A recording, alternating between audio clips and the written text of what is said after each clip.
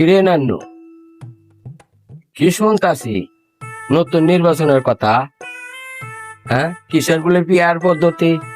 এই কথা তো আমার জন্মে আজকেই শুনলাম। হ, আমিও শুনছি। তখন নির্বাচনটা দেখলে বোঝা যাবো আসলে পিয়ার পদ্ধতিটাতে কি। যে যেটি কোক, আমার মতে পিয়ার পদ্ধতিতে নির্বাচনটা হওয়ার দরকার। যেটা জীবনে না দেখছি এটাও দেখলাম, আবার একটা অভিজ্ঞতা হইলো। কি কো? আরে বাদ দে, বাপ দাদার আমল থেকে যে নির্বাচন দেখাইছি আমরা এই নির্বাচনই বালা। ও হেতুক নিয়ম পরিবর্তন করে লাভ নাই। যে নিয়ম আমরা বুঝি না, এই নির্বাচন আমরা চাইও না। কথাটা অবশ্য ঠিকই কইছ। আবার নতুন পদ্ধতি দেখতে গিয়া দেশের কোনো ক্ষতি হইতে পারে। যাক, দোষের মতামতে আমার মত। ও হেতু বাড়তি ঝামেলা নিয়ে টেনশন করে ঘুম নষ্ট করে লাভ নাই। কিরে, কি নিয়ে চিন্তা করে ঘুম নষ্ট করতেছ? আরে বাবু লাইছো, আরে আয়ু বউ।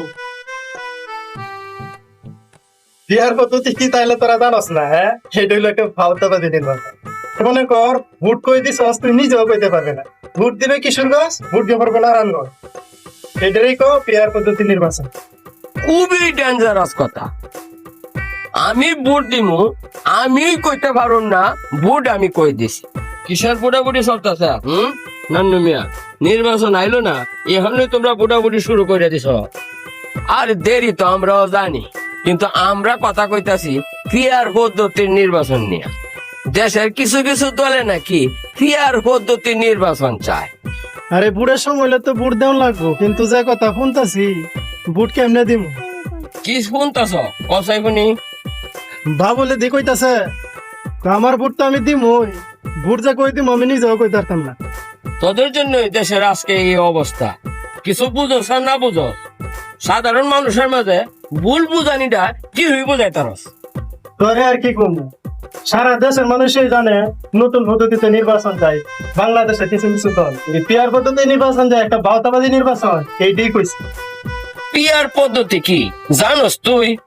না, জানি না, তোর থেকে নতুন করে আমার জানতে হইব। হ্যাঁ, আমার থেকে জানতে হইব।